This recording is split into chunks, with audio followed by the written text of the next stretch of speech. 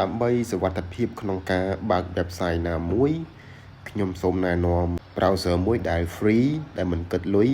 ដែលយើងអាចប្រើ VPN បានគឺ browser Opera បាទនេះគឺ browser ហ្នឹងគឺអក្សរ O ហ្នឹងគឺ Opera ហ្នឹងអញ្ចឹងយើងចុចលើវាមកហើយយើងទៅដំណើរការនៅ VPN បាទ VPN ដើម្បីដំណើរការ VPN យើងចុចនៅកន្លែងសញ្ញាត្រី3នោះបាទសញ្ញាត្រី3ខាងក្រោមបាទនេះចុចនឹងមកបាទចុចមកហើយយើងនឹងអូសទៅខាងឆ្វេងយើងនឹងឃើញពាក្យ VPN បាទ VPN ហ្នឹងយើងចុចលើវាឲ្យចេញជាសញ្ញាពណ៌ពណ៌ខៀវមកបាទពណ៌ខៀវមក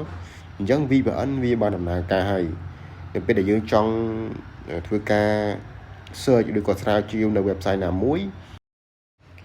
IP របស់យើងគឺវា generate ទៅជាคล้ายៗអញ្ចឹងណាគឺមានន័យថា fake IP អញ្ចឹងគេមិនអាចដឹងថា IP ហ្នឹងគឺមកពីប្រទេសណាបានទេដោយសារតែវា fake IP អញ្ចឹងវាមាន IP មែនប៉ុន្តែ IP ហ្នឹងគឺដាក់ទៅប្រទេសផ្សេងក្រៅពីប្រទេសយើងអញ្ចឹងទៅបាទអញ្ចឹងវាជាសុវត្ថិភាពមួយក្នុងការបើក website ណាមួយបាទសូមអរគុណ